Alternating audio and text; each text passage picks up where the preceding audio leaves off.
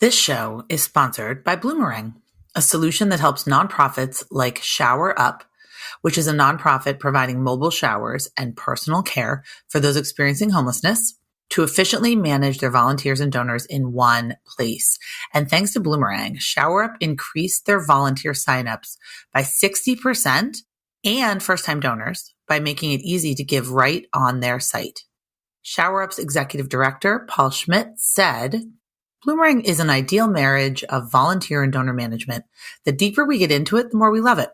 And if you want to see how Shower Up easily manages their volunteers and donors with Bloomerang, just go to jcsocialmarketing.com/Bloomerang. That's jcsocialmarketing.com/BLOOMERANG, or visit the link in the show notes to learn more. All right, let's get to the show. Hello, and welcome to Nonprofit Nation. I'm your host, Julia Campbell, and I'm going to sit down with nonprofit industry experts, fundraisers, marketers, and everyone in between to get real and discuss what it takes to build that movement that you've been dreaming of. I created the Nonprofit Nation podcast to share practical wisdom and strategies to help you confidently find your voice, definitively grow your audience, and effectively build your movement.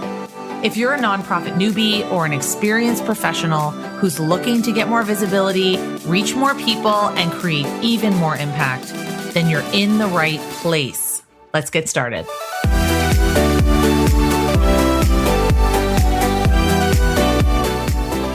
All right. Hi, everyone. Welcome or welcome back to Nonprofit Nation. I'm so thrilled to be here with you today. I'm Julia Campbell, your host. Today, we're going to talk about how to create campaigns that inspire your community. And my guest today is Nikki Porcher. And Nikki has founded a 501c3 called Buy From a Black Woman that's committed to building the largest community of Black women business owners. And through this nonprofit, Nikki equips Black women with the tools and resources that they need to be successful in business.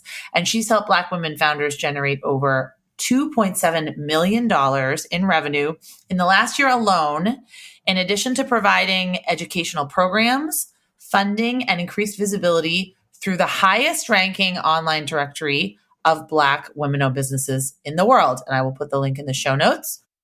Nikki is also a sought-after business consultant, DEI trainer and speaker, a war veteran, and former public school teacher. She continues to run marathons even after she was told that she would walk with a limp forever and never be able to run for extended periods after her knee surgery. And her, oh, mom, I made it, or mom, I really made it moment that she strives towards is to be on Sesame Street. I love that. I'm going to ask all my guests that. Like, what is your oh, mom, I made it goal? That's such a great goal.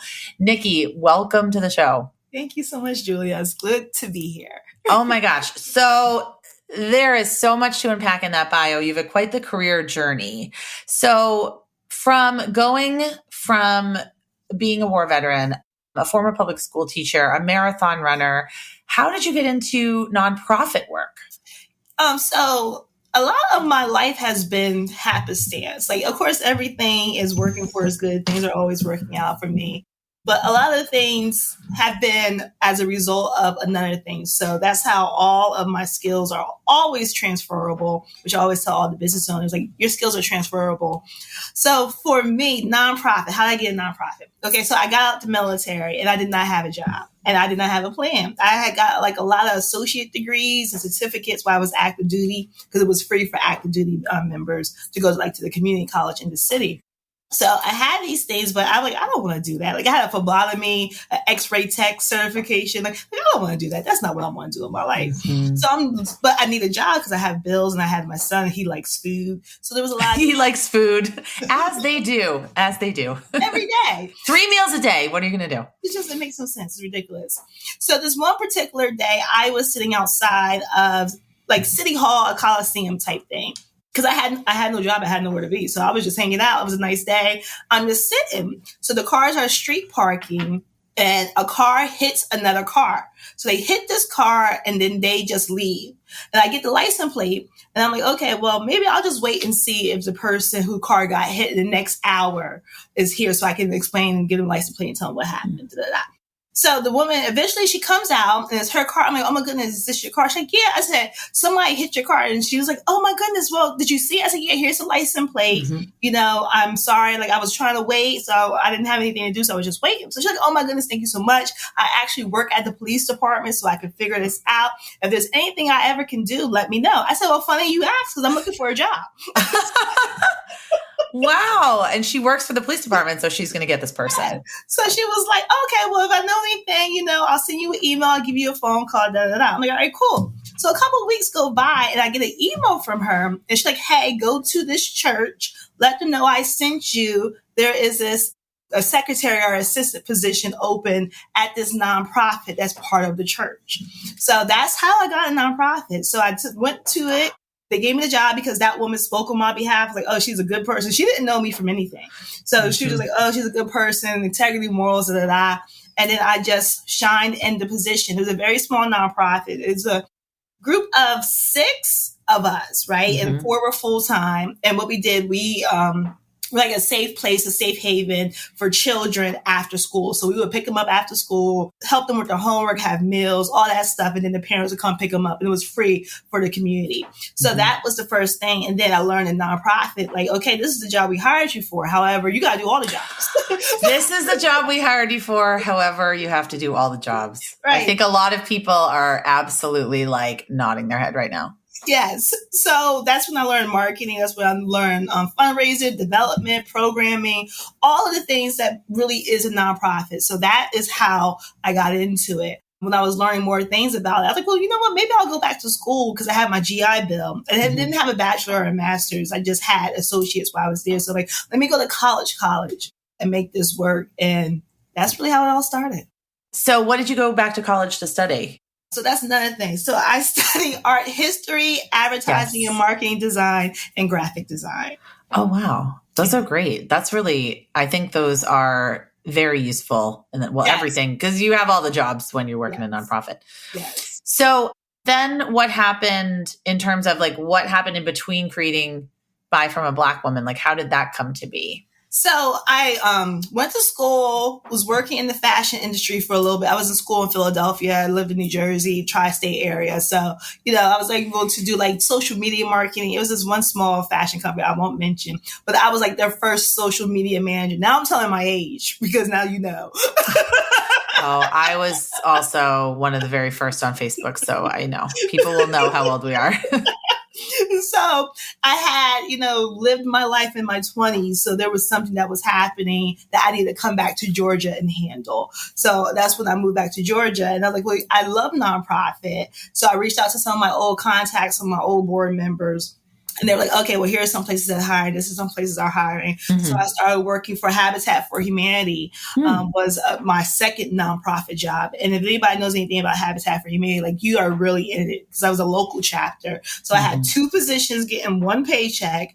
But, it was just like, it was very fulfilling because I was able to give to the community. And that's when I realized like I'm a giver. I'm a person who knows that I get full by serving and helping others. I knew that in the military, which is part of the reason why I joined. But then like being at Habitat for Humanity, it really solidified that, okay, nonprofit is my space. Nonprofit is where I like connecting with real people, being able to help them in real time, and then seeing the growth of that. It really, really excites me. So why did you create Buy From a Black Woman? Tell me the story around creating that. And I'm also interested, second part of the question is why you decided to make it a nonprofit.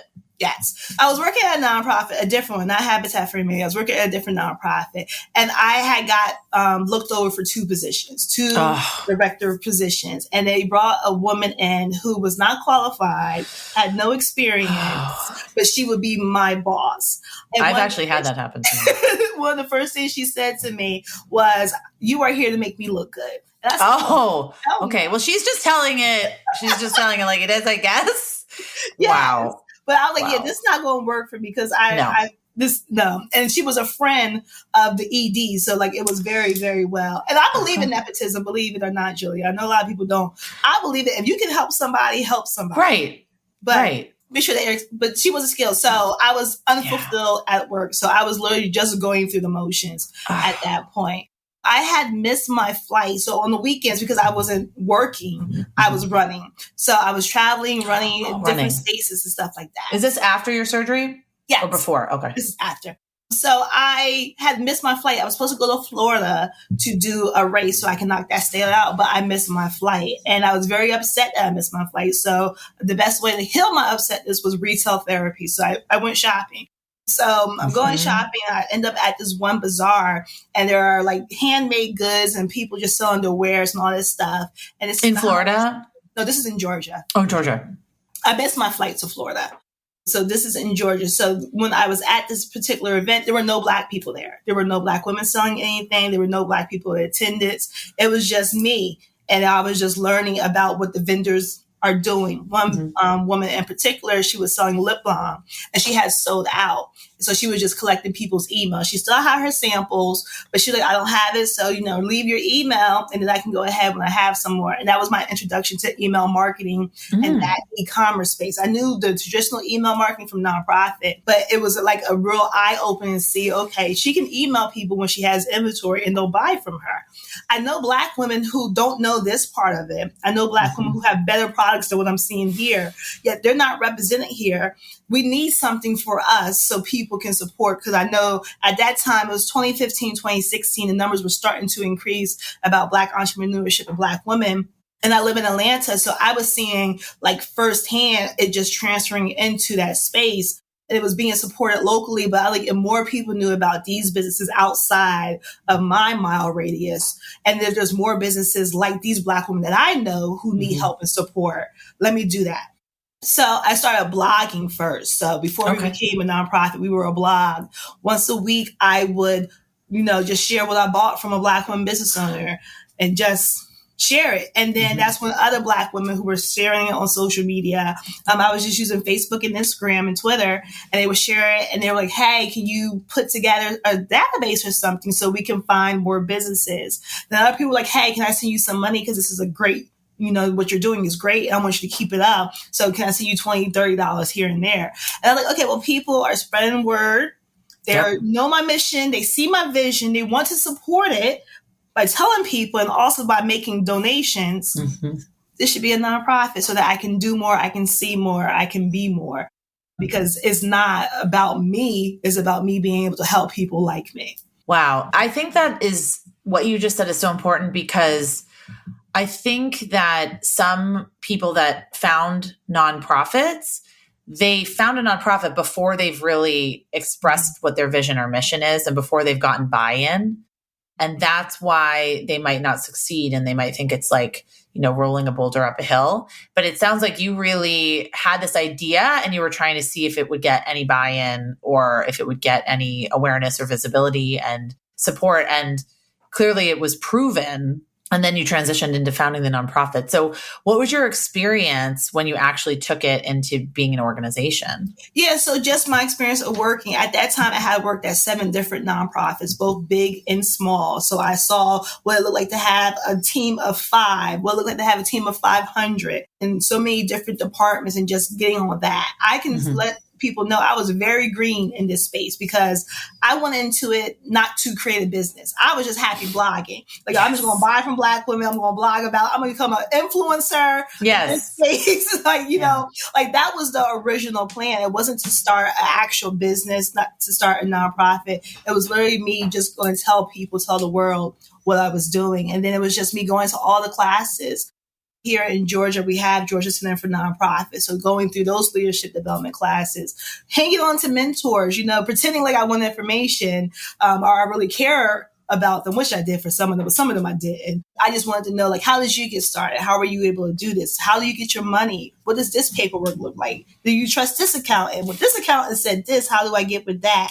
And I have good stories and bad stories when it comes to the way that I've been able to grade it. I'm glad I'm in a place now where I can get assistance and help properly the way that needed. But when people come to me and they're like, oh, I want to start a nonprofit. I see what you did with Buy From Black Woman. I want to start one. I'm like, one, this is a very, very lonely road. So if you are not ready to be by yourself, early mornings, late nights to figure things out, because there's so much to figure out, don't do it. And then why do you want a nonprofit? Like, why do you think? And then they say, oh, for the tax rebate, that don't start a nonprofit. Because if you're going right into it, like, oh, the tax, like, that's not the real reason. You're not going to be successful. You're not going to be fruitful. And people are going to see right through your mission, your vision that you're writing on your website. What were some of your first programs? Because I know now, I mean, you've helped, it says in your bio, you've helped Black women founders generate almost $3 million in revenue because you provide educational programs, funding, networking, I'm sure, partnerships. What do the first stages look like, the first programs that you offered? So the first one we had was called the Black Woman Business Grant. And this grant was started because I was going through the process of trying to figure out how to start a business. Because again, like I mentioned, I was just happy being a blog. So I'm like, okay, well, I got to get serious about this. Yeah. And then the stuff started adding up with costs, like register with the state, register with the city, getting a website, getting emails, getting business cards, because that's how old I am, right? We were still doing business cards, Chamber of Commerce, that kind of thing. So much stuff. So I'm like, I know there's probably a Black woman somewhere who wants to start a business, very serious, but she just does not have a little bit just to get her through. So I took $250 of my money and I was like, okay, I'm gonna give it to another Black woman. And then also this will help me learn about some of the Black women businesses. I can create and collect data because there's an application process. So I can see other needs that might need to be fulfilled in this space. So that was our very, very first program, was the Buy From Black Women Business Grant. We awarded the grant to Shanae Jones. At that time, she was Ivy's Tea. She's now Flyest Tea. And she has reached, the $1 million mark more than once. So we were her first business grant. We gave her $500 because another Black woman saw my $250 and matched it. She said, I see what you're doing. I love it. I can match it. So I'll give you $500. I said, well, that's great. Are you interested in being a board member? Yes. I love that. It's like, don't do a good thing because, then you'll be asked to be a board member, but that's what happens. And so it's to see her grow, because like she started her business when she was awarded the grant. And now here we are almost 8 years later, and just to see the growth of her business. And it's been phenomenal to watch. Oh, wow. So you started your community building with the blog, and you built a readership and people that actually were asking to support you. Yes. And this before Patreon and, before you could really like Substack and you could make money blogging. So how did you start? Like, what did you do next to really secure this community? I know you talked a little bit about maybe email marketing. Is that a tool that you used? Yeah, I use email marketing. I use social media. I was invited to speak at a Facebook event because of my success with my social media page. Wow. So in a year growth, it was just like I had grown my Facebook and Instagram. Instagram, 100,000, and my Facebook page, 30,000 within a year. And they used me as a case study because they had two classes. So the first class is where I learned the ins and outs of everything. And then I was a success story from their first one. So social media it was Facebook and Instagram. And then also I did a lot of community canvases, Julia. And what that means is like I would host events at my house just to build my community. One of the things I would do was call a sip and sew. I sew as well. So I would have like themed sewing days, like whiskeys and trousers. And I would make a whiskey cocktail and teach you how to like sew trousers. And there'll be all different type of Black women from all different type of their communities, because they're strangers until they come in the house. Mm-hmm. And then they went back and they told their other community, like, oh, I went to the sip and sew. I met this woman named Nikki Porcher. She also does this with Buy From a Black Woman.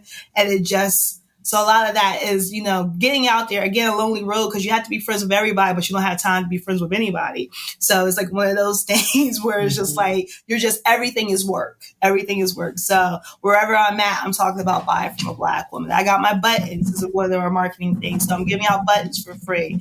And then just telling people to tell people to tell people.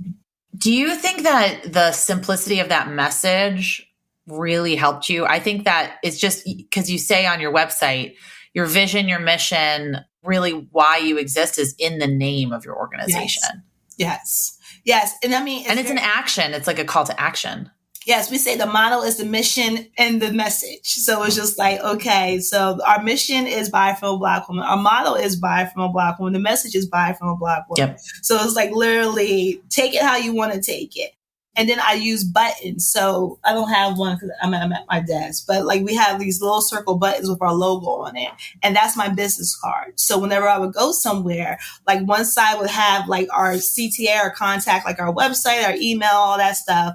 And then the other one would like have like space for an actual button. So when you're talking to me, you ask me for a card, I would give you a button. And what happens every time without fail, they put the button on automatically. And this is something that I would do at conventions, at conferences. You're giving me a great idea for this podcast. Buttons. I love buttons personally.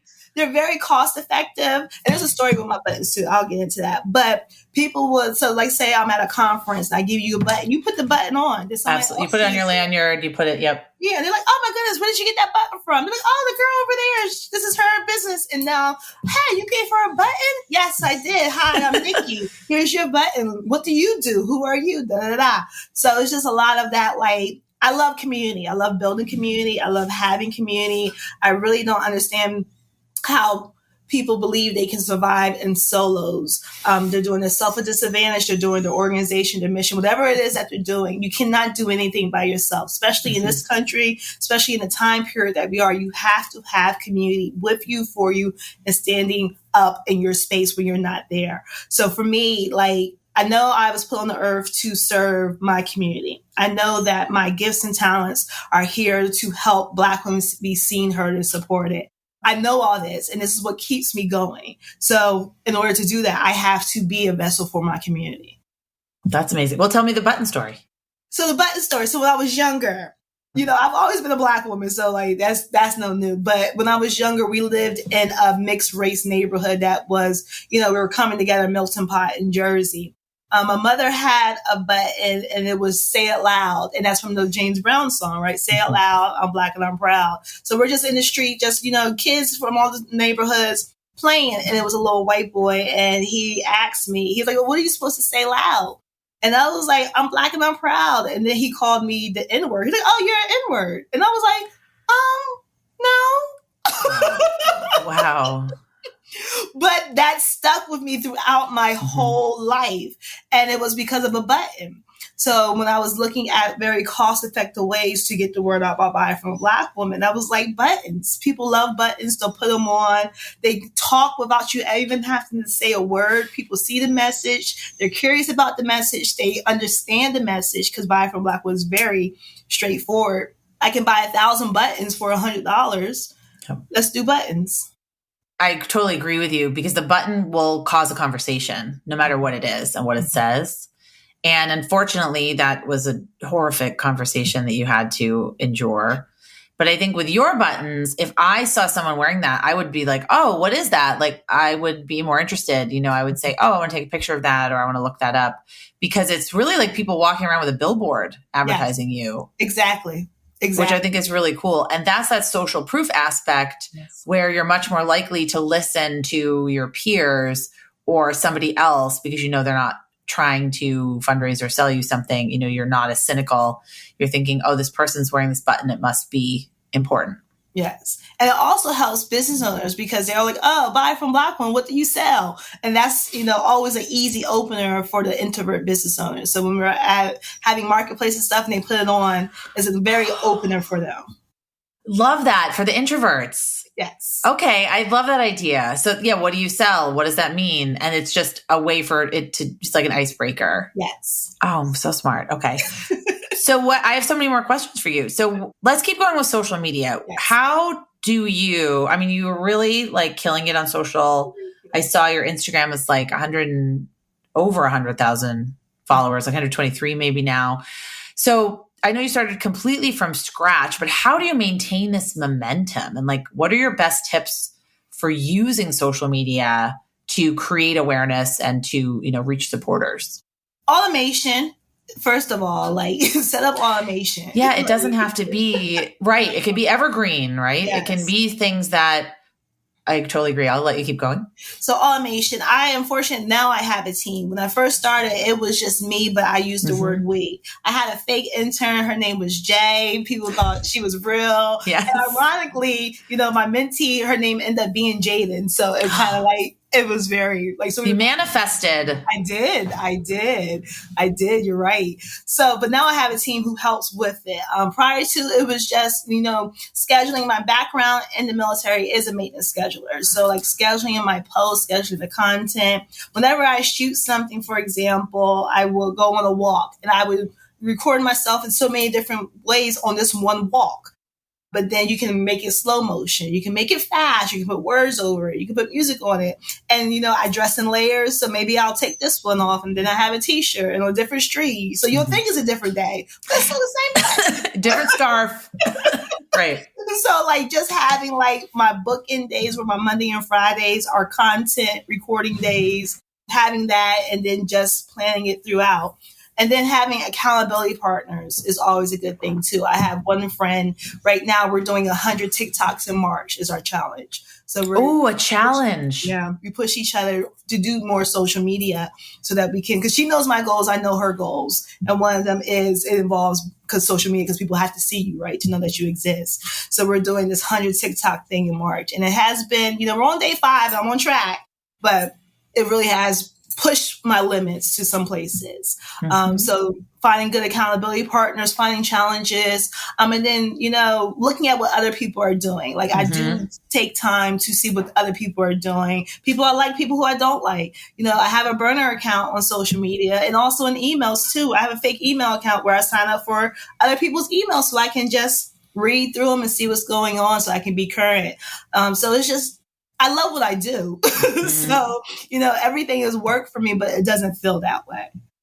It's so important, that research and listening piece, especially when you're trying to grow your own audience on social media, because you can't make people want to follow you. No. You can't make people if you're I want to have, young adults 18 to, 25 follow me. You can't be on Facebook. You've got to really go where they are and push yourself out of your comfort zone. I really love that. So tell me about the campaign, A Black Woman Year, because this is on social. This is everywhere.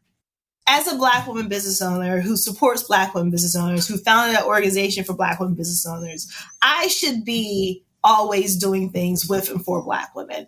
I was at an event last year and somebody asked me what I had on, and it was a brand, but it wasn't Black women. And they kind of looked at me oh, and I was embarrassed. I was like, you know what?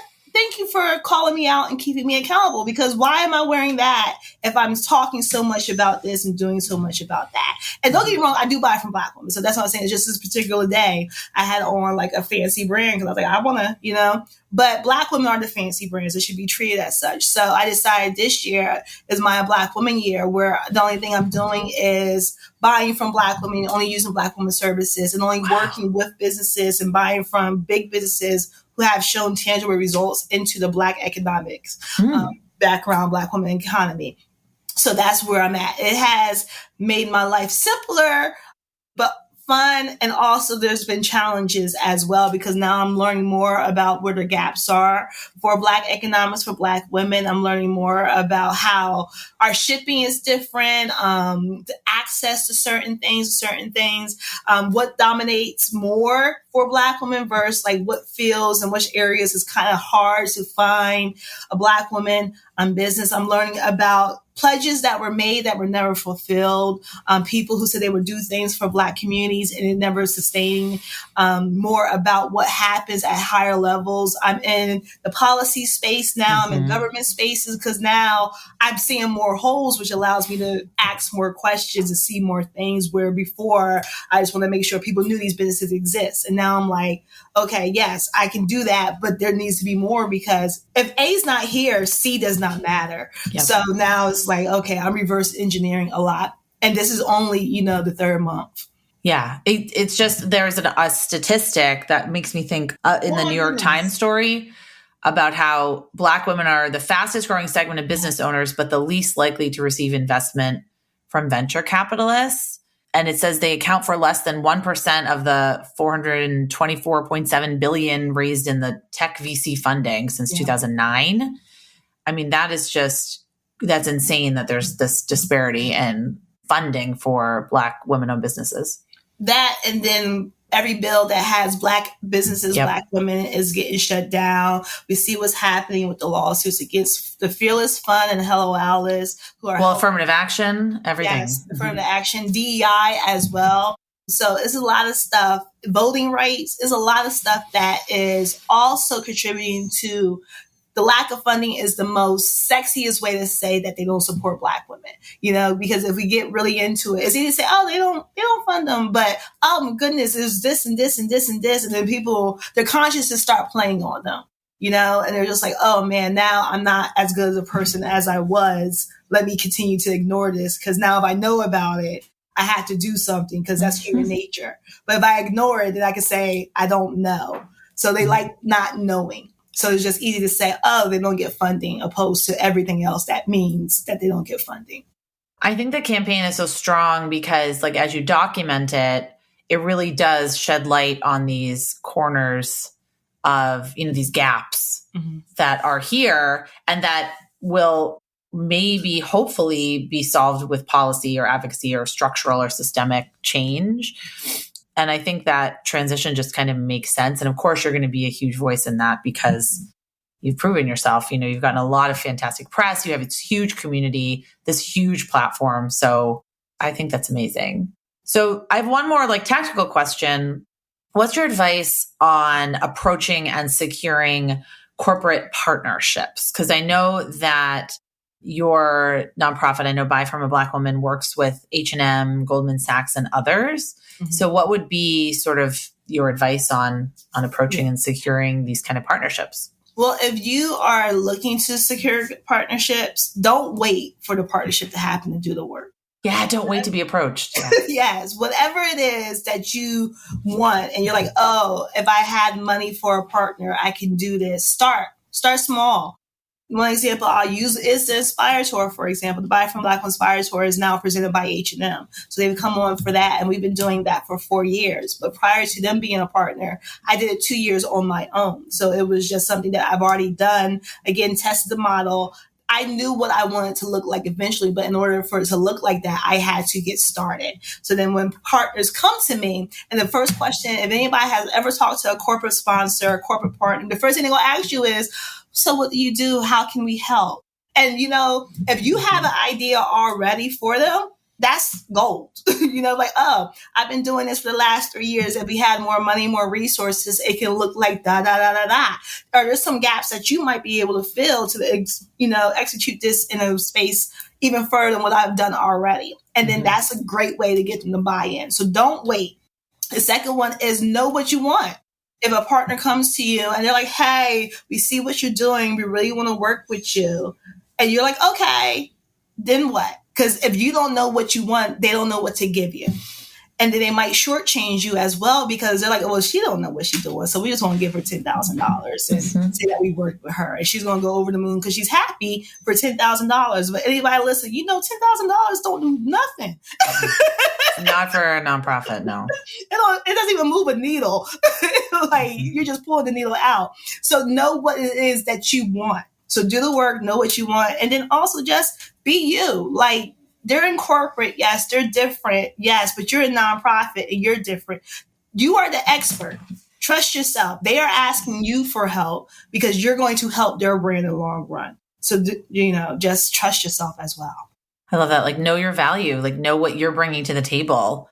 And I think people get so intimidated if they see a big brand or they think there's a lot of money on the table and then they shortchange their own value. It's like you said, just know what you have to offer, know what you're bringing to the table and know what you're giving them in brand equity and all sorts of things. And, just for you listening out there, this is all stuff I had to learn as well. Mm-hmm. So I didn't go into it as like, I'm Nikki Porcher, founder of Buy From a Black Woman. I'm going to do. No, there's a lot of work that, came, and I'm not nowhere near where I want to be, like nowhere near it. So, but you have to work and you have to build yourself. So building confidence is part of being a founder, running a nonprofit, because you have to know your numbers, know your stats. And when somebody questions you, have a number and a stat, because they can't dispute facts. So if you have your number, you have your statistic, know your stuff, learn your stuff, put your Google alerts on, know your trade, know other organizations that are like yours. Whatever it is that you want to be, find that, stalk them, and work towards it. Yes, I love that. We can stop there, but I want to ask you a couple more questions. One, tell us about your podcast. How did it start? What's the focus, and how can we listen? So a Black Woman podcast had a lot of different starts and, not, because I was like, I have a lot of stuff to say. I know I need to say it, but how do I formulate this? How do I say this? So it started off with me interviewing Black women business owners. I got bored with that really, really quick. I'm not even gonna lie to you. I was like, because it's the same story where it's just like, oh, okay, I saw a problem. Mm-hmm. This is the solution. I have a business. And then it became a promotional thing. When I say boring, not listening to Black women is boring, but like it became like a promotional podcast. It was formulaic a little bit, yeah. Yeah, and I'm like, that's what the directory is for. We need to have real conversations. Like, I don't want you promoting your business on the podcast. It's like a 30-minute commercial, and we don't need that. I want to know who you are. So then I started interviewing Black women, and that's where we're at today, where, we do Fridays with a Black woman. We have interviews with Black women business owners, and sprinkled in that is me. So sometimes I do affirmations for a month. I do Monday motivations. I'll do like, hey, consider this to be different. I'll share a life lesson or a story of mine and how you can apply that to your business, to your life. So it's really just like, if you ever thought about being my best friend, the best way to start is with a Black Woman podcast, because I really am in there just talking like, it's you and me over coffee or whiskey. I love that. So that website is ablackwomanspodcast.com. Yes. And that's where we can listen. And you can just look it up wherever you're listening to this podcast, anyone that's listening. So I think to end, I want to know maybe your number one piece of advice for others looking to start their own, I'm going to say movement. I'm not even going to just say nonprofit. What's your number one piece of advice for others looking to start their own movement like you did? Do not be intimidated if you think nobody will follow you, because there's so many of them already out there like that. Everybody is looking for certain people. So there are lots of cancer associations, but everybody doesn't have the same type of cancer. Everybody doesn't receive the same type of information from associations. So that's why we have so many, and they're being successful. So don't think, okay, theirs is already happening. They're popping. I see Buy From Black Woman. I don't want to start something similar to that. Come on, let's challenge it. But also there is a group of people who are looking for you, who want to be led by you, who believe in you. So cut out all the noise, put your blinders on, and go for it. I love that. That's such a great way to end. Nikki, thank you so much. Where can people find more about you and learn more about Buy From a Black Woman? Yeah, so if you just put Buy From a Black Woman in Google, all roads lead to Rome. Like you can find. Yes, that's what I did, and they were all the Instagram, LinkedIn, everything was on there. Yeah, so it's really just that easy. If you type in Buy From a Black Woman, you type in my name in the Google search, and TikTok, anywhere, you'll find us, and we can connect wherever you find us at. Fantastic. Thank you so much. I'm so excited to see what's in store. I'm so excited for my listeners, my fans to connect with you and learn more. So Nikki, thank you so much. Thank you.